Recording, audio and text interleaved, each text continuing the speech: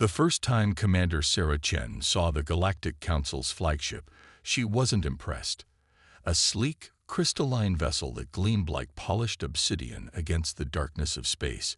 It was certainly beautiful, but beauty didn't win wars.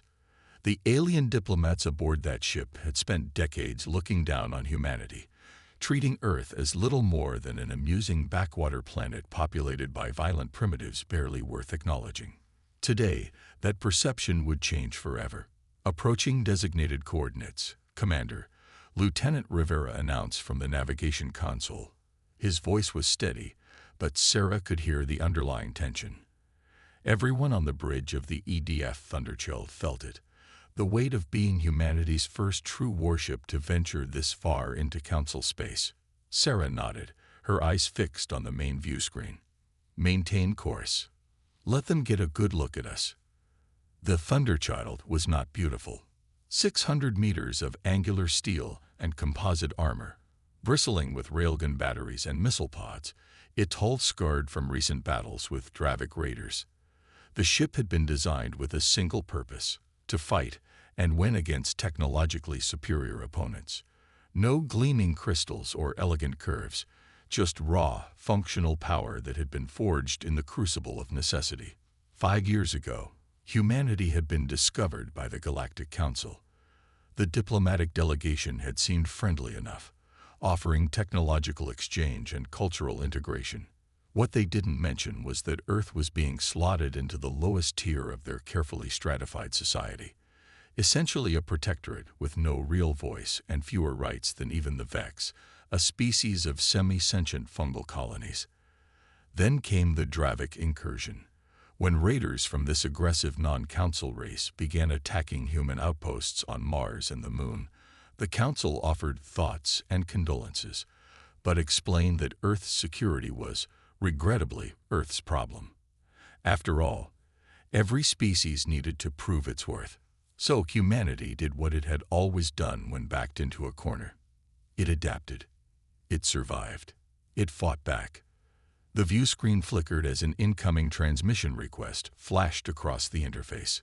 "They're hailing us, Commander," Communications Officer Paddle reported, probably wondering why we're not approaching their designated docking area.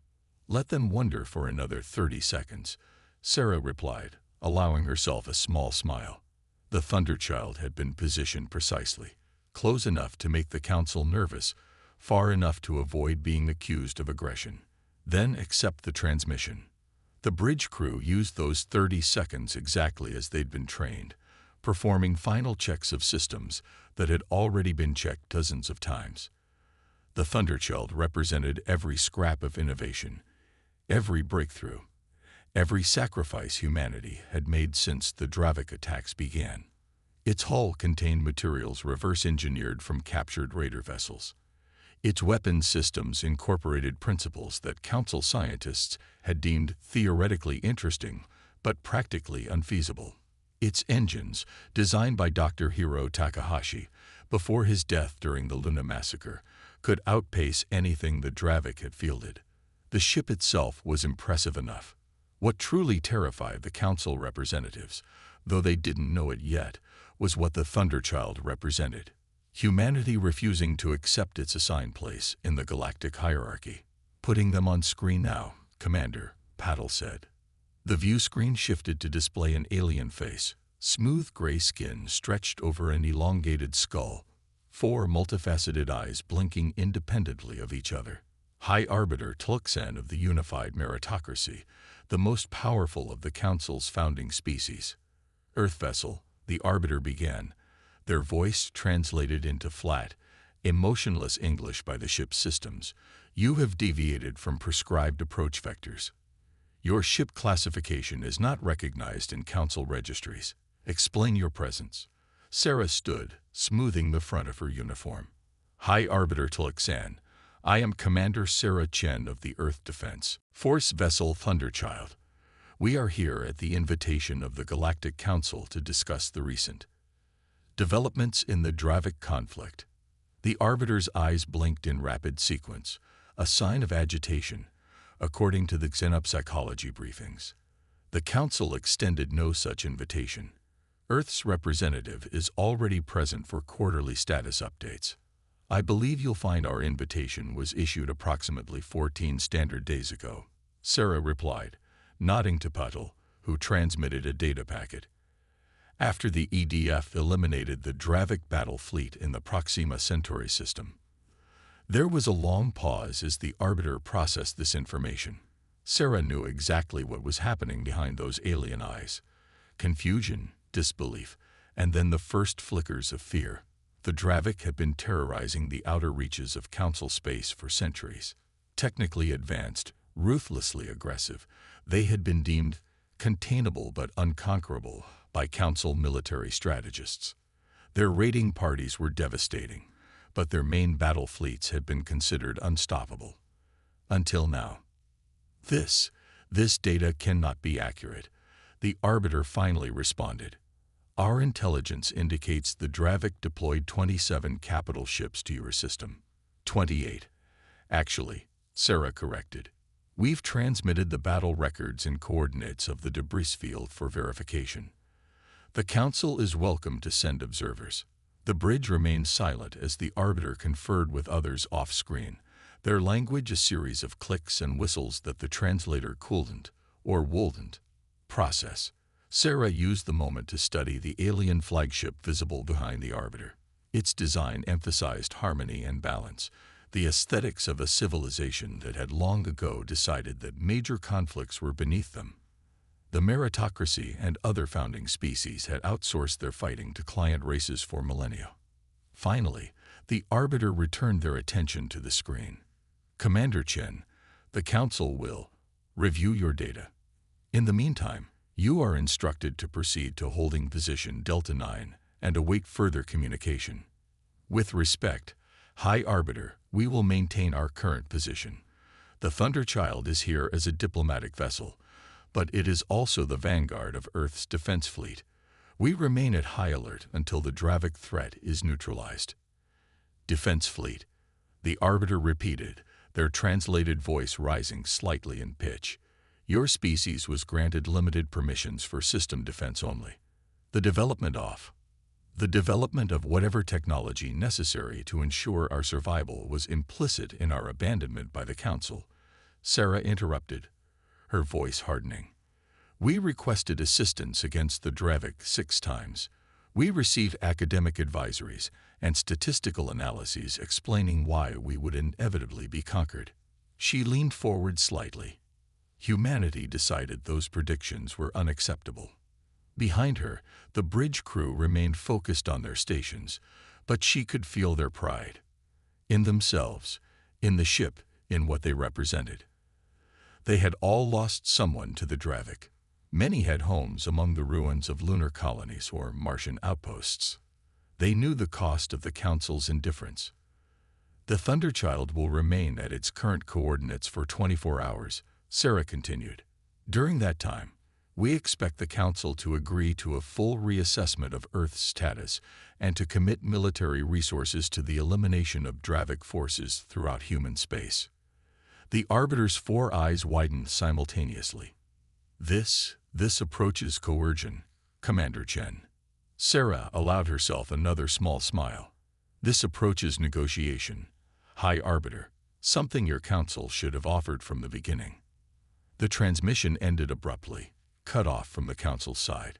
Sarah turned to her executive officer, Commander Jackson, who raised an eyebrow. Well, that went exactly as predicted, he said quietly. Think they're scanning us right now. Every sensor they have, Sarah confirmed, returning to her command chair. Let them look. The real question is whether they'll detect our other ships before we're ready to reveal them. Jackson nodded toward the view screen, where the distant stars held no visible hint of the 12 additional Earth vessels holding position just outside the Council's detection range. 12 more impossibilities, waiting for the signal to rewrite the galaxy's understanding of humanity's place in the cosmic order. Sarah turned back to the tactical display, studying the holographic representation of the Council space station. Massive and wheel-shaped, it rotated lazily against the backdrop of an unremarkable yellow star. The station housed representatives from over 200 species, most of whom had never heard of humans 5 years ago. Most of whom wouldn't care if humanity disappeared tomorrow. "Status of the fleet?" she asked. Lieutenant Y at Tactical responded immediately. "All ships reporting optimal conditions, Commander. The Valiant, Defiant, and Dauntless have positioned themselves near the system's jump point as planned. The Ares battle group is maintaining position behind the 7th planet's largest moon. No indication the Council has detected any of them." Sarah nodded. Not that she had expected anything less. The stealth systems developed by the combined efforts of the North American Coalition and Pan-Asian Alliance had proven remarkably effective against Dravik scanners. The Council's technology might be more sophisticated in some ways, but they had grown complacent. When you believe yourself to be at the pinnacle of galactic civilization for 10,000 years, innovation becomes an afterthought. "Commander Jackson, you have the bridge. I need to check on our guest." As she made her way through the corridors of the Thunderchild, crew members snapped to attention. Sarah acknowledged them with nods, but her mind was elsewhere. The ship felt different than it had during the Proxima campaign. Tighter, more focused. Everyone understood what was at stake here. It wasn't just about defending human colonies anymore. It was about securing humanity's future among the stars. The brig was located on Deck 12, isolated from the main crew quarters. 2 Marines stood at attention outside, their faces impassive behind polarized visors. They saluted as Sarah approached. "At ease. Status of the prisoner? Stable and compliant, Commander," the senior Marine reported. "Medical checked him an hour ago. No change in his condition." Sarah nodded and pressed her palm against the scanner. The door slid open with a soft hiss. The cell's occupant sat perfectly still on a bench, his gray-green skin reflecting the harsh light. Fleet Admiral Corva, commander of the Dravik forces that had attacked Proxima Centauri, the highest-ranking Dravik ever captured. "Commander Chen," Corva acknowledged, his words processed through a translation unit embedded in the cell wall. "Have you come to gloat again?" "I've never gloated, Admiral." Sarah remained by the door. "I've asked questions. Questions you've refused to answer." Corva's 4-fingered hands rested on his knees, the sharp talons that tipped each digit carefully retracted, a gesture of restraint that Sarah had come to recognize. For all their brutality in combat, the Dravik maintained rigid codes of personal conduct. "And now you bring me to the Council's doorstep," Corva said, his vertical pupils narrowing. "A trophy to present to your new allies." "Not allies. Not yet." Sarah crossed her arms. "But they'll listen now. And so will you." The Dravik tilted his head, an almost bird-like gesture. "You still don't understand what's happening, do you? You believe this is about territory or resources, or your species standing in the Council. It's so much more than that." Sarah had heard versions of this before, cryptic warnings that felt like psychological warfare. But something in Corva's tone made her pause. "Then explain it to me. Why target Earth specifically? We had nothing you needed. You had everything we needed." Corva stood, moving toward the transparent barrier that separated them. "Your planet's location. Your species' adaptability. Your complete absence from galactic records before the Council discovered you." The Dravik made a sound that the translator rendered as a bitter laugh. "They found Earth exactly when they wanted to find Earth. Does that not strike you as convenient?"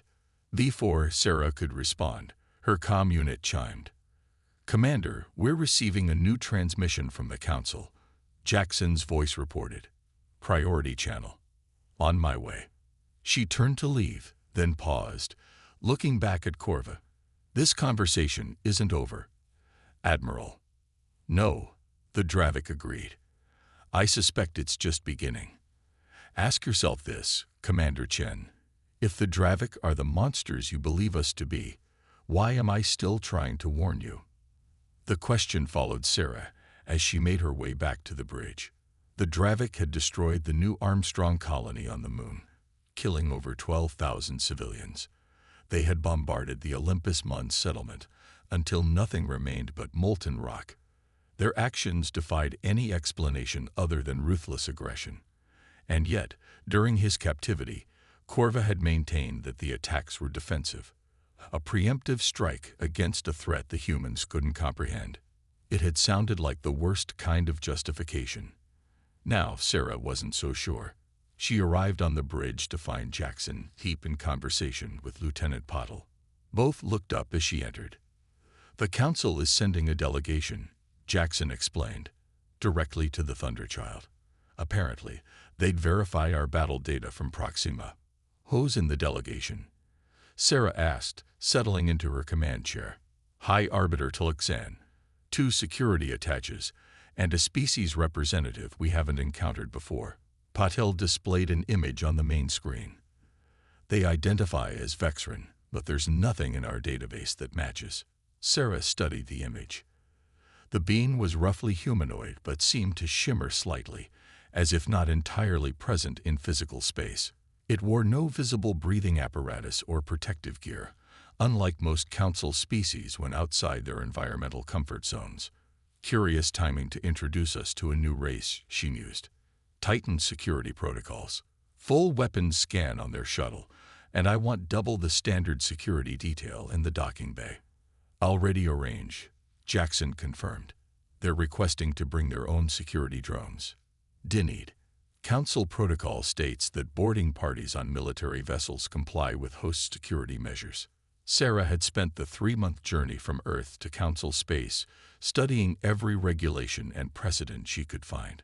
The Council loved their rules, right until those rules became inconvenient. "Security teams to Docking Bay 2, she ordered. "Lieutenant Rivera, adjust our position to keep the main weapons array facing the Council station." Polite but cautious.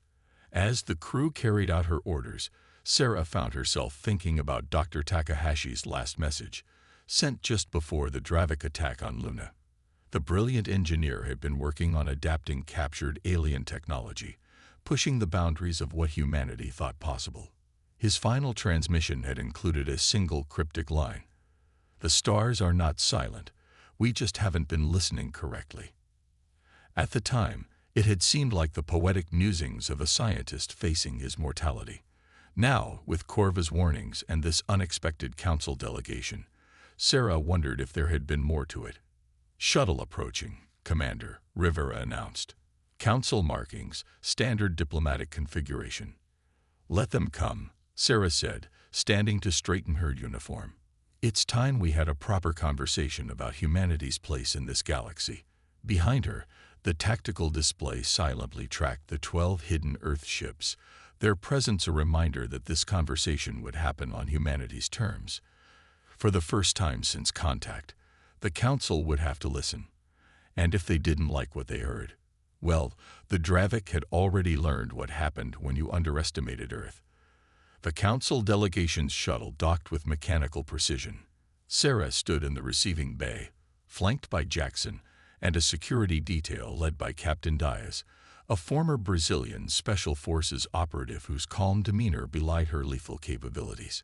The atmosphere was thick with tension, the only sound the soft hum of the Thunderchild systems and the occasional metallic ping as the docking clamps settled. "Remember," Sarah said quietly to her officers, "no matter what happens, we represent all of humanity today." The shuttle's airlock cycled with a hiss of equalizing pressure. High Arbiter Tillexan emerged first, their elongated form seeming to glide rather than walk. The 2 security attaches followed, massive, insectoid beings that Sarah recognized as Krell, a client species renowned for their unwavering loyalty to the Council. But it was the 4th figure that drew everyone's attention.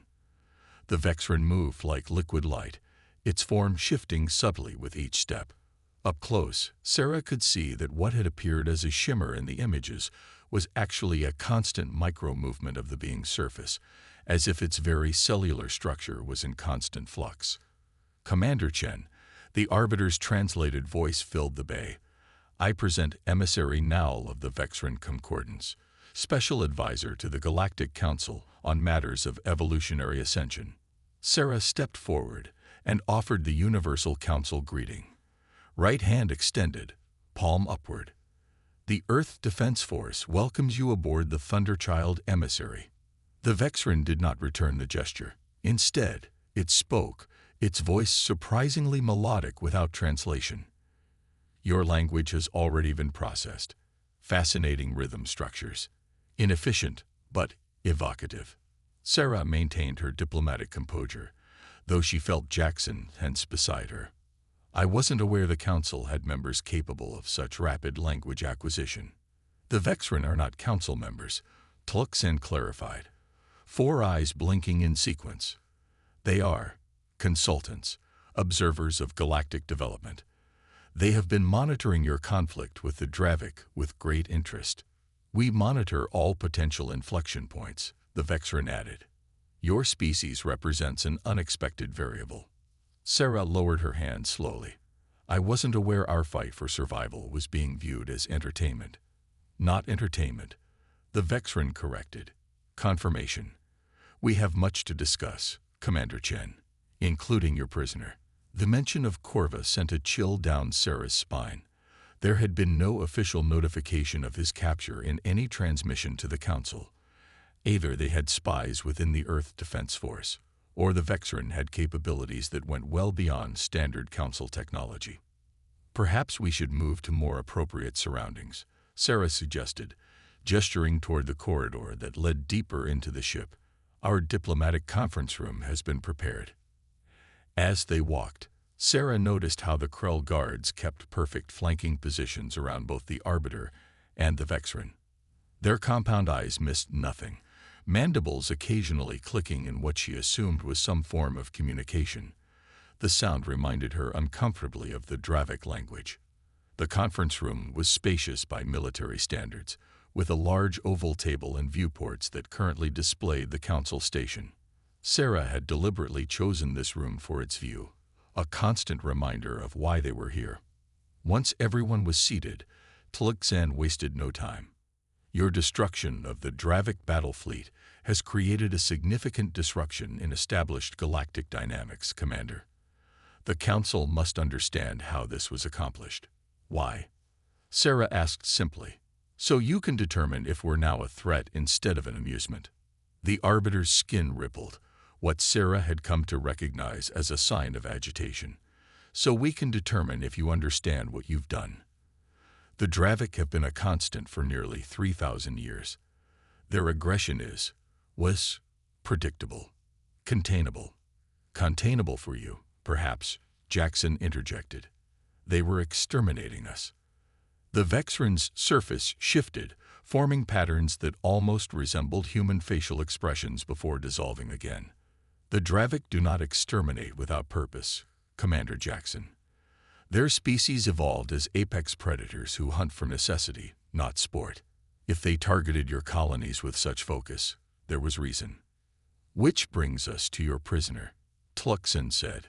Admiral Corva is known to us. His capture represents a significant intelligence. Opportunity. Sarah leaned forward. An opportunity we've already begun to exploit. He's made some interesting claims about the Council's discovery of Earth.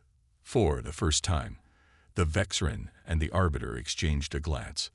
The subtle interaction confirmed Sarah's suspicions. There was something they didn't want her to know. Admiral Corva is a skilled manipulator, the Arbiter said dismissively.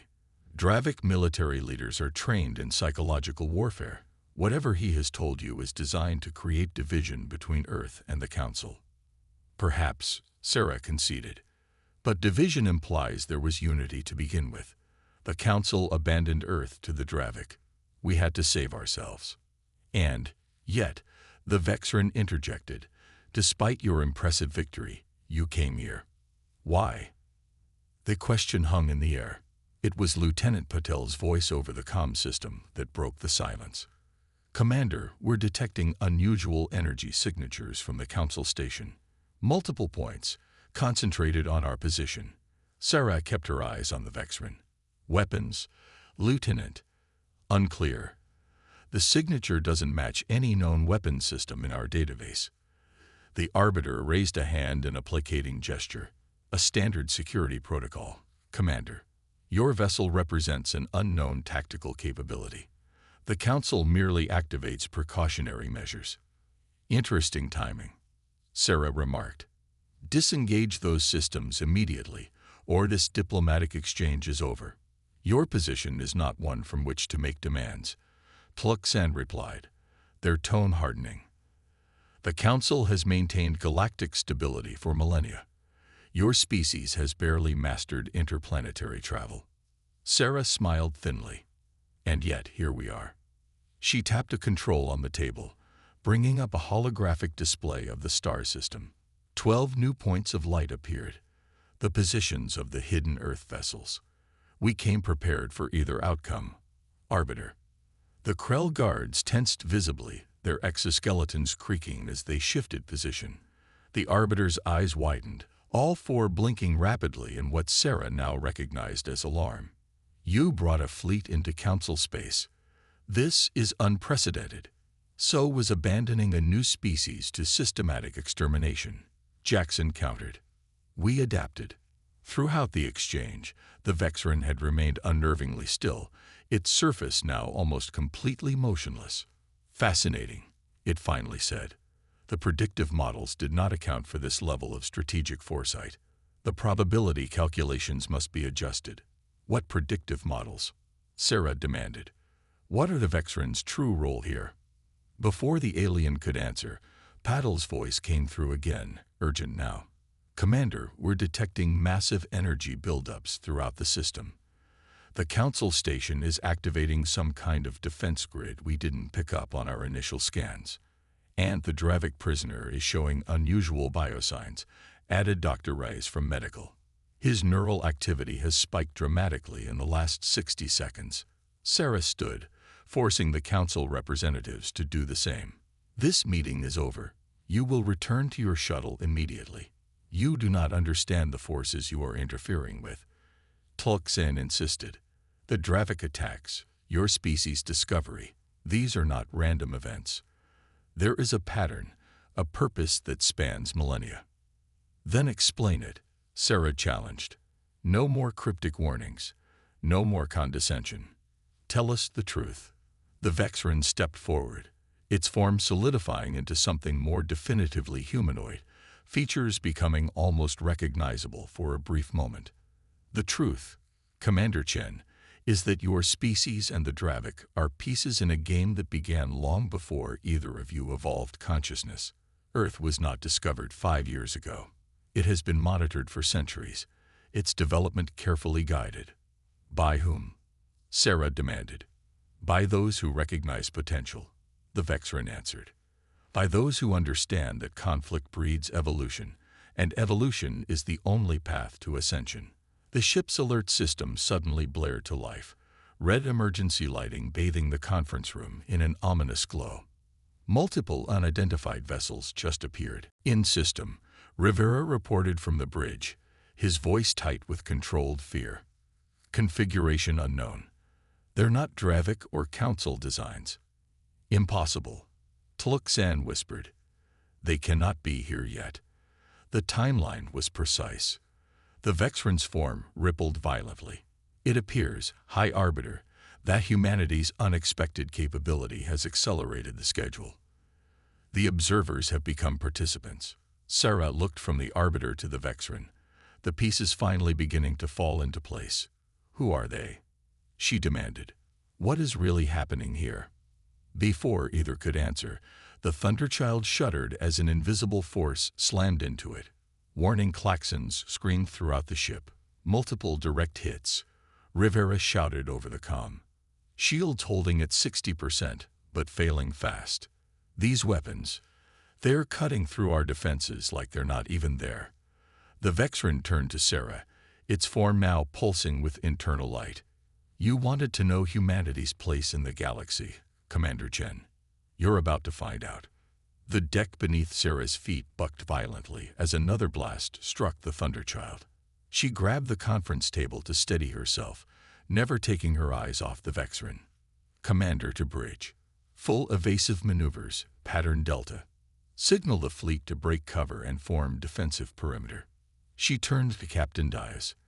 Get these Council representatives back to their shuttle. Belay that. the Vexran said, its voice suddenly carrying an authority that seemed to reverberate through the room's very molecules. If we leave now, your ship and your fleet will be destroyed within minutes. They're right, Tulksen admitted, four eyes blinking rapidly in what Sarah now recognized as extreme stress. Those vessels, they're not supposed to be here. Not yet. Another impact sent tremors through the hull, the lights flickering momentarily before stabilizing. The Krell guards had moved into defensive positions around both the Arbiter and the Vexran, their chitinous limbs clicking as weapon systems built into their exoskeletons began to power up. "Commander," Rivera's voice came through the comm. "The unknown vessels are ignoring our fleet entirely. They're targeting the Council Station, and us specifically. And, Mayam, Admiral Corva is demanding to speak with you." Dr. Rice says his vital signs are off the charts. Sarah made a split-second decision. Bring Corva to the conference room under maximum security, and put visual of those ships on screen. The wall display shifted, showing the space around them. Sarah's breath caught in her throat.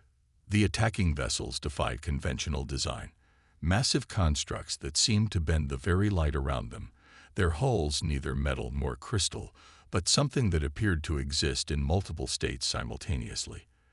As she watched, one of them fired upon the Council Station, a beam of energy that seemed to distort reality itself as it cut through the station's outer ring. "What are they?" she demanded. The Vexran's surface rippled. "They are called the Precursors by most species. They seeded this galaxy with life billions of years ago, then retreated to observe their experiment from afar. They return periodically to assess progress." "This isn't an assessment," Jackson said, pointing to the display where another section of the Council Station was disintegrating. "It's an extermination." "Yes," the Vexran agreed simply. "Species that fail to meet expectations are removed from the equation." The conference room door slid open, and Admiral Corva was brought in, flanked by four heavily armed Marines. The Dravic's scales had taken on an iridescent quality that hadn't been present before, and his eyes, normally of a dull yellow, now glowed with an inner light. The moment he saw the Vexran, Corva lunged forward, only to be restrained by the Marines. "Architect," he snarled, the translation unit struggling to convey the venom in his voice. "You brought them here." The Vexran regarded the Dravic calmly. "No, Admiral. You did. Your species' failure to eliminate humanity as instructed accelerated the timeline."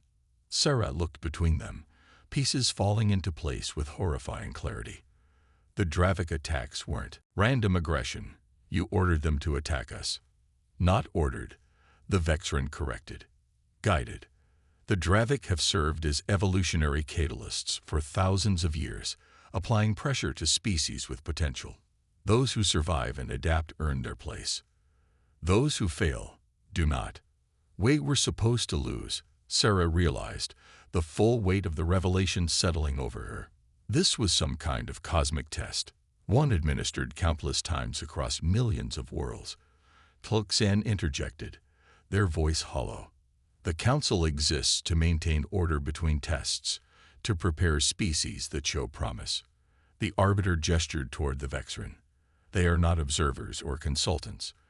They are implementers, the Precursors' hands in our galaxy." Corva laughed bitterly. "And now do you know why I tried to warn you, Commander? My people discovered the truth centuries ago. We were given a choice, become the sword or be consumed by it." The ship rocked again, more violently this time. "Shields at 30%, Rivera reported. "Commander, we can't take much more of this." Sarah's mind raced.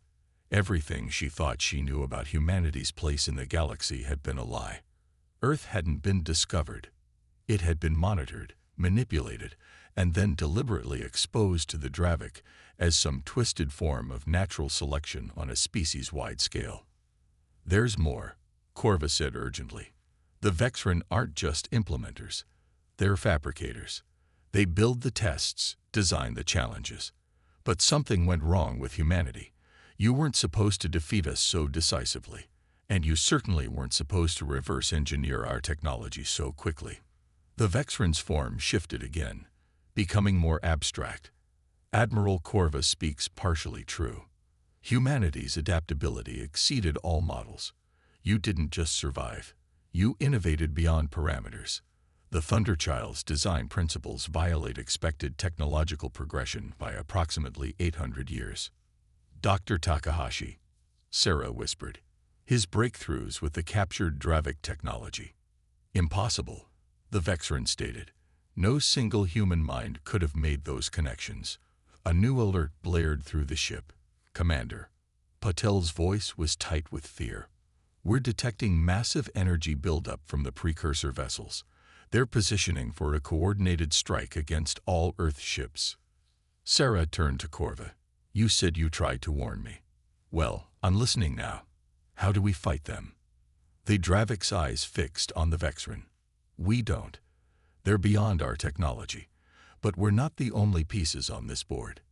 He turned to Sarah. Commander, you're Dr. Takahashi. Did he ever mention hearing voices from the captured technology? Whispers that weren't quite language but conveyed meaning. Sarah's blood ran cold. Takahashi's final message. The stars are not silent. We just haven't been listening correctly. Yes, she admitted. We thought it was the man's brilliant mind making connections, but it wasn't. Corva interrupted. The precursors have enemies. Older beings who once ruled this galaxy before being overthrown. They've been scattered, weakened, hiding in the spaces between stars for eons. But they still exist, embedded in the very fabric of reality around us. And they've been trying to communicate. The Vexran's form convulsed violently. This discussion is irrelevant. The assessment has been made. Your species has failed by disturbing the balance. The precursors will reset the experiment. Suddenly, Lieutenant Wei's voice cut through the chaos. Commander, I'm detecting extremely unusual energy signatures from within our own ship. It's coming from the engine core, but it's not like anything I've seen before. On the main display, the image shifted to show the Thunderchild's experimental drive. Dr. Takahashi's final creation. The massive cylindrical chamber that housed the drive was glowing with patterns of light that mirrored the strange writing they'd found on the captured Dravik ship. He built it in. Sarah realized, awe in her voice. Takahashi didn't just hear them. He understood. He built their language into our ship. Impossible. The Vexran repeated, but its confident tone had been replaced by something else, something that sounded remarkably like fear. The patterns on the engine core pulsed, and suddenly the strange symbols began appearing throughout the ship, on displays, walls, even hovering in the air like ghostly projections.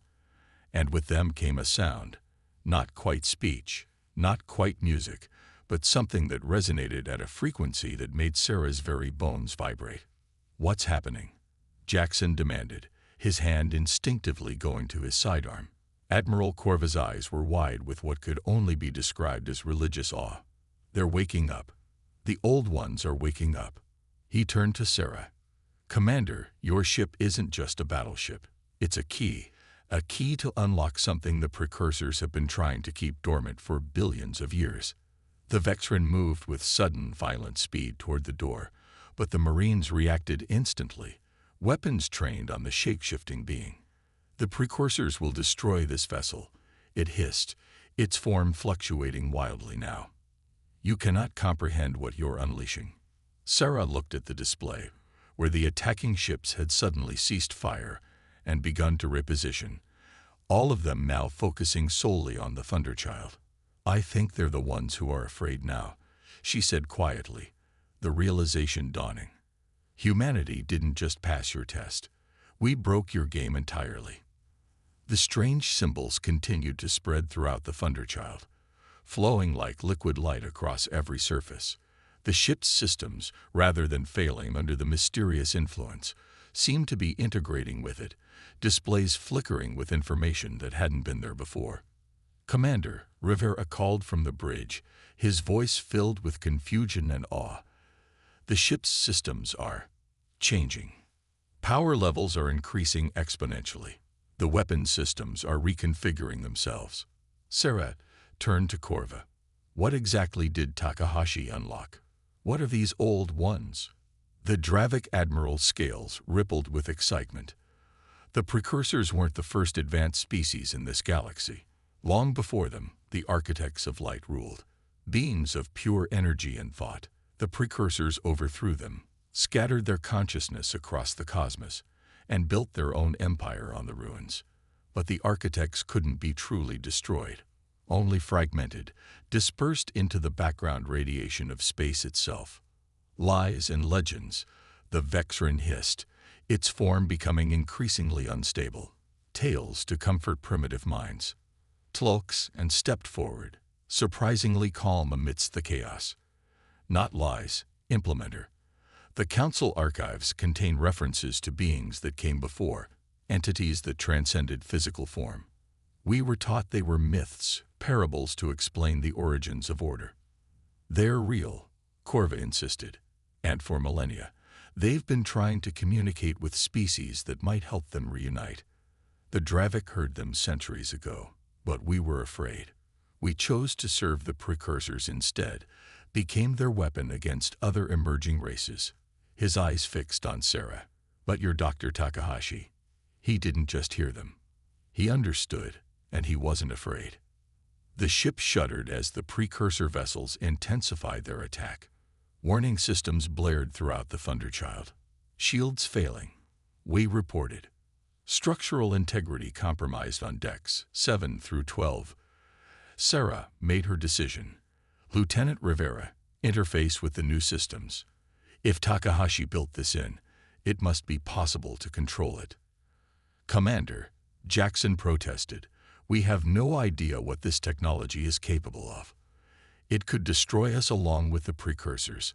If we do nothing, we're dead anyway. Sarah responded. She turned to Patel. Signal the fleet to withdraw to minimum safe distance. Whatever happens next, the Thunderchild will face it alone. The symbols were flowing faster now, coalescing into complex patterns that pulsed in rhythm with the ship's failing shields. In the center of the conference room, the light began to gather, twisting into a column of radiance that hurt to look at directly. They're coming through, Corva whispered. The barrier between dimensions is thinning. The Vexrin moved suddenly, its amorphous body lunging toward the nearest control panel. This cannot be permitted. Captain Dias reacted instantly, her pulse rifle firing 3 shots in rapid succession. The energy bolts passed through the Vexrin's form without effect, but the distraction gave Jackson enough time to tackle the alien away from the controls. Commander, Rivera's voice came through again. I think I've figured out how to interface with it. The patterns, they're not just symbols, they're commands. The ship wants me to initiate something called resonance cascade. Sarah looked at Corva, who nodded urgently. Do it, she ordered. The column of light in the center of the room expanded violently, engulfing the conference table. The Vexrin screamed, a sound that transcended language and translation, the cry of a being facing existential terror. Full power to the experimental drive. Sarah commanded, route everything we've got. The Thunderchild's engines howled as energy surged through systems never designed to channel such power. On the display, the attacking precursor vessels had ceased firing, their strange forms now attempting to retreat from the human ship they had been so eager to destroy moments before. Too late, Corva said with grim satisfaction. They know what's coming.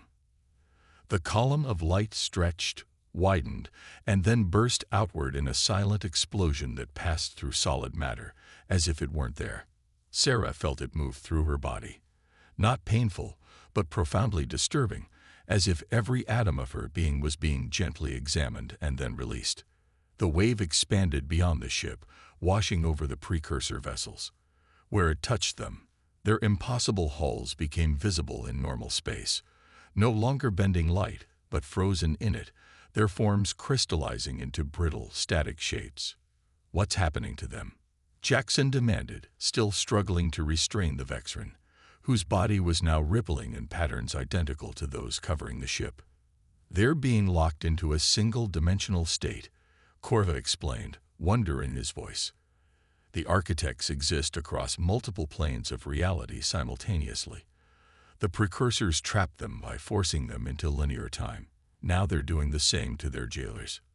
The wave continued to expand, engulfing the Council station and then rushing outward to the limits of the star system.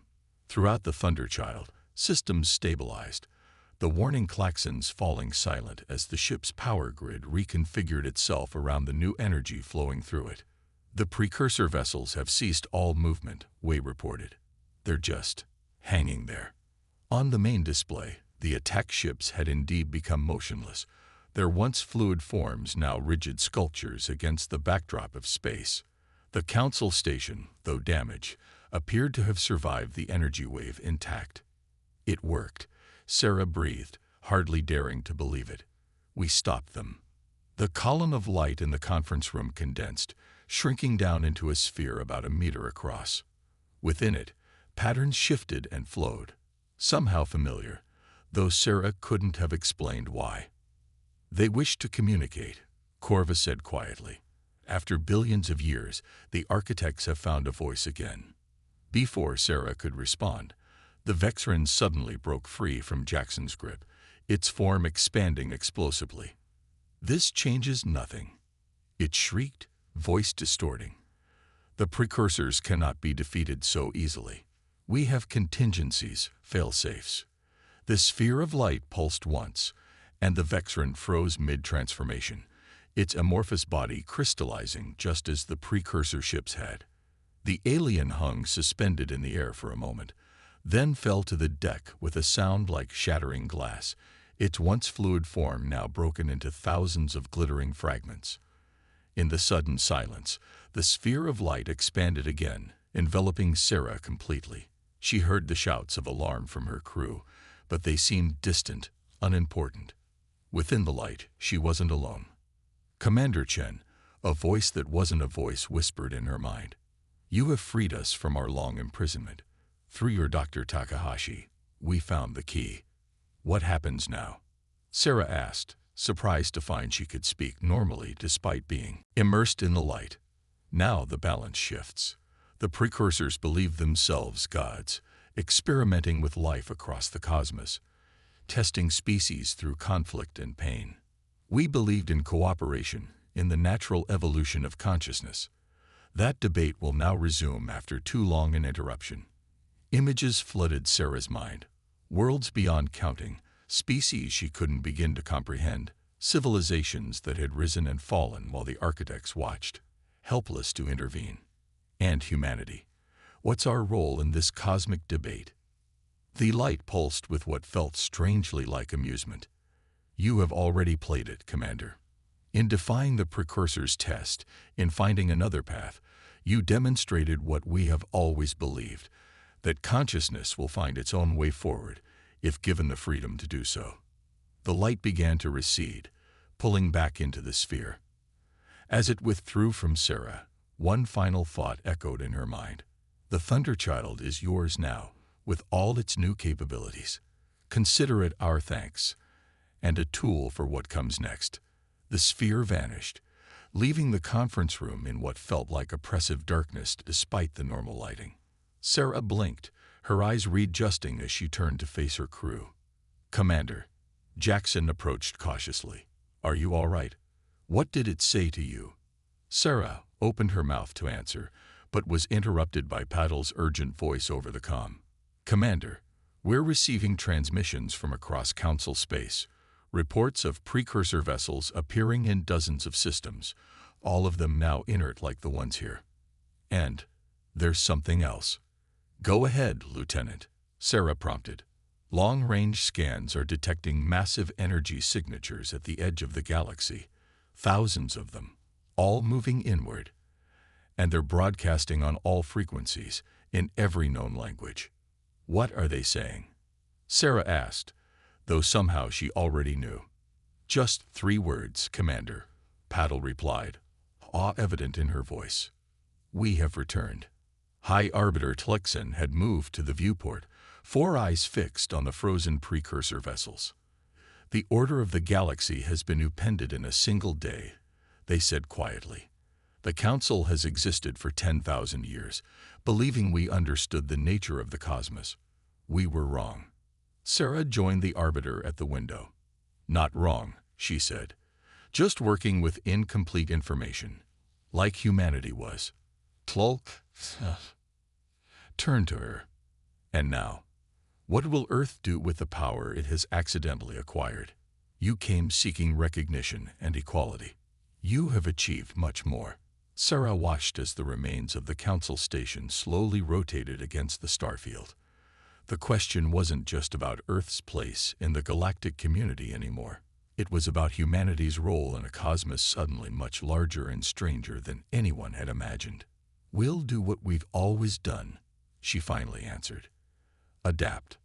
Learn. Try to make better choices than those who came before us." She turned back to her crew, humans who had journeyed into space expecting to fight for their species' right to exist, and instead had become unwitting catalysts for cosmic revolution. "And we'll start," she added, "by helping rebuild that station. After all, if we're going to be neighbors in this new galaxy, we should probably try to get along." Admiral Corva, still flanked by Marines, but now regarded with cautious curiosity rather than hostility, barked a laugh. "Spoken like true humans," he said, "always believing you can solve the universe's problems with good intentions." Sarah smiled slightly. "Maybe not solve them, but we can try to avoid repeating old mistakes." She gestured toward the shattered remains of the Vexren, starting with the mistake of thinking that fear is the only way to ensure survival.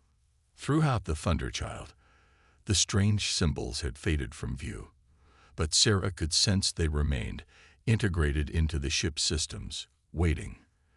The architects had given humanity a gift and a responsibility.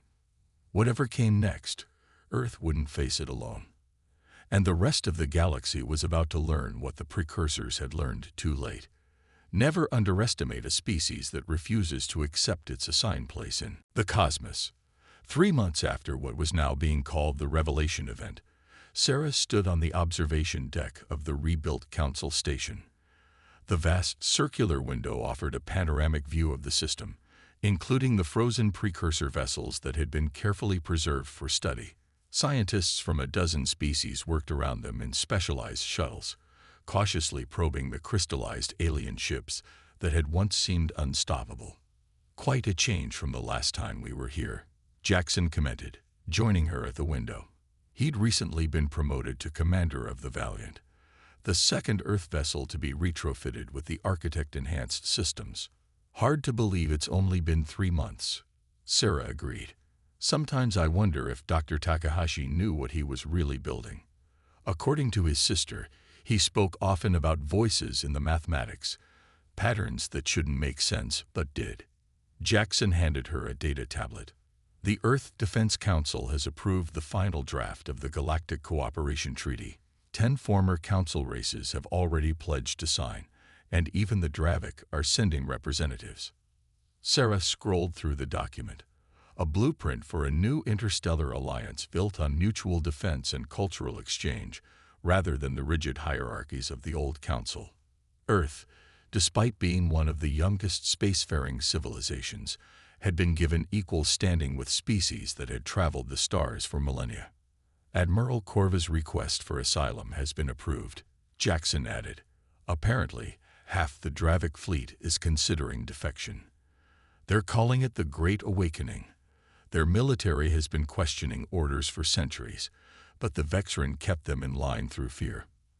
And now the Vexren are gone," Sarah mused. The fragments of the shape-shifting alien had been analyzed and found to contain technology far beyond anything the Council races had imagined possible. Quantum computers woven into artificial cells, power sources that drew energy from multiple dimensions simultaneously. "Not gone," a familiar voice corrected. "Merely transformed, like so much else." Sarah turned to find High Arbiter Tlugzan approaching, their formerly rigid posture now more relaxed. The Arbiter had emerged as one of the strongest advocates for cooperation with the returning architects, arguing that the galaxy had been ruled by fear for too long. The latest reports from the deep space research teams are fascinating. Tluxen continued. The architects appear to be establishing communication nodes at specific gravitational points throughout the galaxy. They're creating a network that all species can access equally, a level playing field, Sarah said, something the precursors never allowed. Indeed. Tluxen's 4 eyes blinked in sequence, no longer a sign of stress, but simply their species' way of expressing thoughtfulness. Some among the council races fear this change. They had grown comfortable with the old order, even knowing now that it was built on manipulation and controlled conflict. Sarah understood the sentiment. Humanity had been thrust from fighting for basic recognition to helping reshape galactic civilization in a matter of days. The responsibilities were enormous, the potential for mistakes terrifying. Change is always frightening, she acknowledged. But staying still when you know the foundation is rotten isn't wisdom. It's willful blindness. The 3 of them watched as a ship emerged from the nearby jump point, a Dravik cruiser, its once aggressive profile modified with elements that echoed the fluid aesthetics of architect technology.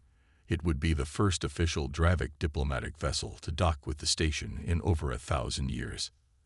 Admiral Corva is aboard, Jackson noted, checking his communicator, along with the Dravik High Command Special Envoy. Sarah nodded. Her conversations with Corva over the past months had revealed a complex species trapped in a role they had accepted out of fear rather than natural inclination. The Admiral had explained how the Dravik, faced with extinction at the hands of the precursors generations ago, had agreed to become the galaxy's predators, culling species that might one day challenge the cosmic status quo. "How's the Thunderchild?" Tluxen inquired. "I understand the integration of architect technology continues to advance. It's not the same ship anymore," Sarah admitted. "Sometimes I think it's not even a ship at all, but something else entirely, a bridge between what we were and what we might become." The Thunderchild had been officially redesignated as an exploration vessel, its weapon systems reconfigured into research tools that could pierce the veil between dimensions. The strange symbols that had appeared during the confrontation with the precursors had become a permanent feature, flowing across its hull like living calligraphy. "The first joint human architect expedition leaves next week," she continued. "We're going to the Galactic core. Apparently there's something there the architects want us to see." "You say us as if you're going," Jackson observed with a raised eyebrow. Sarah smiled slightly. "The Thunderchild requested me specifically. At least, that's how Dr. Reyes interpreted the patterns that appeared in her lab." The idea of a starship making requests would have seemed absurd 3 months ago. Now, it was simply another adjustment in a galaxy rapidly redefining its understanding of consciousness and communication. A soft tone indicated another arrival through the station's main airlock. Lieutenant Patel, now Captain Patel of the Earth Diplomatic Corps, approached with a group of figures that defied easy description. Neither fully corporeal nor completely energy, the architect representatives existed in a state that human language struggled to define. They appeared as columns of light that occasionally coalesced into almost recognizable shapes, before flowing back into abstraction. "Commander Chen," Patel greeted formally, "the architects have requested your presence at the treaty signing. They say you represent, well, the translation is difficult, but something like the fulcrum upon which possibility turned." Sarah nodded, unsurprised. Her connection to the architects had deepened since that moment in the Thunderchild's conference room, when she had been enveloped in their light. They didn't communicate with her directly anymore. Their consciousness operated on levels that human minds couldn't sustain prolonged contact with, but they made their intentions known through patterns and impressions that she was slowly learning to interpret. "The Dravik delegation has docked," announced a voice over the station's comm system. "All representatives please proceed to the Grand Assembly." As they walked toward the massive chamber at the heart of the station, Sarah reflected on the journey that had brought them here. The Thunderchild had departed Earth with a single purpose: to demand recognition for humanity's right to exist in a hostile cosmos. Instead, it had become the catalyst for a fundamental reimagining of what the galaxy could be. The Grand Assembly was unlike anything Sarah had seen before. The old council chamber had been redesigned with input from the architects, its dimensions subtly altered to create acoustics that allowed all species to communicate clearly regardless of their auditory capabilities.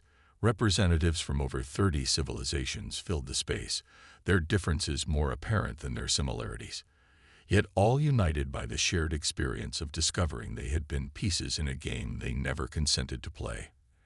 Admiral Corva approached as Sarah found her designated place. The Dravic's scales had lost their iridescent quality since being separated from precursor influence, returning to a deep forest green that complemented his ceremonial armor. "Commander Chen," he greeted her with the formal Dravic salute, a gesture that had been forbidden to non-Dravic species until recently. "It seems we have both found unexpected paths. From enemies to allies in 3 months," Sarah agreed, returning the salute. "Though I'm not sure either of us truly chose to be enemies in the first place. The most effective chains are those we don't recognize we're wearing," Corva replied philosophically. The precursors understood that. They bound entire species with fear and ignorance rather than physical constraints. A hush fell over the assembly as the architect representatives moved to the center of the chamber. Unlike the rigid hierarchical procedures of the old council, this gathering had been designed with input from all participating species. Even the seating arrangement, concentric circles rather than ranked tiers, reflected the new philosophy of cooperative governance. The treaty was displayed simultaneously in all represented languages, projected into the air where everyone could see it. Its provisions were straightforward: mutual defense, open exchange of knowledge, and respectful non-interference in cultural development. The document explicitly rejected the precursor philosophy of evolutionary advancement through conflict and the practice of testing species through orchestrated crises. As the formal acceptance process began, Sarah found herself thinking about Earth, the tiny blue planet that had been dismissed as insignificant by beings who thought themselves the architects of cosmic destiny. Humanity had been meant to be just another test subject, another data point in an experiment running for billions of years. Instead, they had broken the parameters of the test entirely. "You're quiet, Commander," Tluxan observed as representatives began adding their endorsements to the treaty. Having doubts, Sarah shook her head. "Not doubts. Just thinking about how we got here. About all the people who didn't live to see this." She thought of Dr. Takahashi and the 12,000 souls lost on Luna, of the Olympus Mons colonists and countless others across 100 worlds who had died in conflicts engineered by beings playing at godhood. Their sacrifices made this possible, Tluxan acknowledged solemnly, though they never knew the true scale of what they were fighting for. When it came time for Earth's endorsement, Sarah stepped forward as humanity's designated representative. The architect presence seemed to intensify as she approached, the light patterns flowing more rapidly.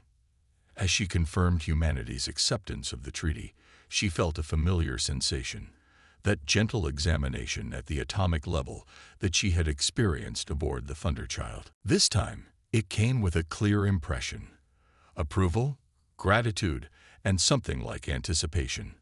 The ceremony concluded with an announcement that sent a ripple of excitement through the assembly. The architects had agreed to share technology that would allow faster-than-light communication across the galaxy. No longer would distance impose delays on cooperation between civilizations. The network they were establishing would connect all participating species instantly, regardless of physical separation. As the formal proceedings ended and the gathering transitioned to celebration, Sarah found a quiet moment to return to the observation deck. The view had changed. The Dravic diplomatic vessel had been joined by ships from a dozen worlds, their diverse designs reflecting the cultures that had created them. Jackson joined her again, 2 glasses of Earth champagne in hand. "To new beginnings," he proposed, offering her one. Sarah accepted the toast, but her gaze was drawn to the stars beyond the assembled vessels. I keep thinking about what's out there, she admitted. The architects say there are hundreds of galaxies where the precursors established similar experiments.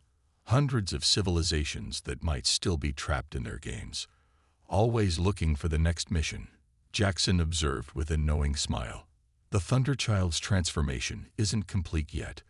Once it is, there's nothing saying you have to limit your explorations to this galaxy. Sarah raised an eyebrow. Is that permission or encouragement, Commander Jackson? Both, he admitted. Earth will be fine. We have allies now, real ones, and someone needs to see what's beyond our cosmic backyard. The idea was simultaneously terrifying and exhilarating. The Thunderchild had been built to assert humanity's place in one small corner of one galaxy. Now it might become a vessel for connecting civilizations across distances that defied imagination. As the celebration continued around them, Sarah raised her glass in a private toast to the frozen precursor ships visible through the window. "Thank you for underestimating us," she murmured. "It's a mistake I hope we never make ourselves." In the dock where the Thunderchild waited, symbols flowed across its hull in patterns that mirrored the starlight. A ship transformed, just like the galaxy it had helped to change. No longer simply a weapon of war, but something new, a bridge between what was and what could be. Earth's battleship had arrived at the cosmic stage expecting a fight for recognition. Instead, it had found a universe waiting to be reborn.